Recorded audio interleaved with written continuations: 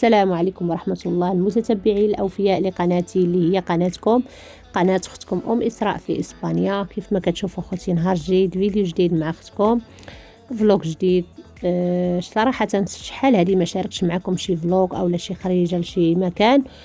وكيف ما كتعرفوا يعني بما أننا في فصل الربيع درت واحد الجوله انا وليداتي يعني هنا في الباديه في مدينه برشلونه، وقلت علاش لا ما نتقاسمش معكم هذا الفيديو الجميل.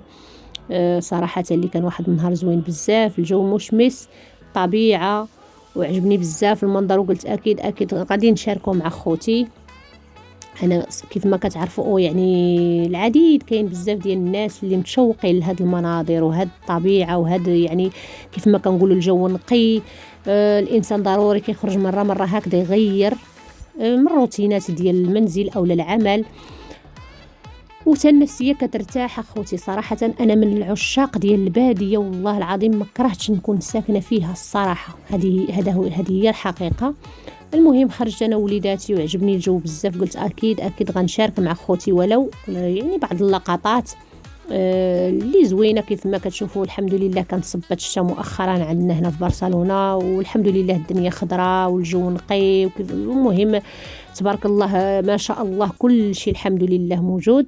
نتمنى ان شاء الله خوتي تابعوا هذا الفيديو حتى الاخير. شكرا للدعم ديالكم المتواصل لقناتي، شكرا لكم بزاف كاع الناس اللي كتابعني، كاع الناس اللي وفيه للقناه ديالي.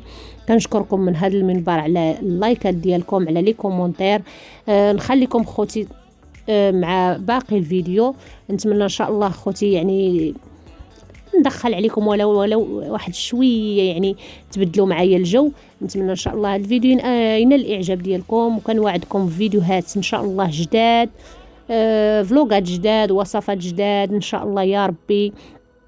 ان شاء الله غادي نهود ان شاء الله هذا العام البلاد ديال المغرب، ونشارك معكم ان شاء الله العديد من الفلوقات. وشكرا لكم خوتي، نتمنى ان شاء الله تبقاو معايا حتى الاخير. السلام عليكم ورحمه الله.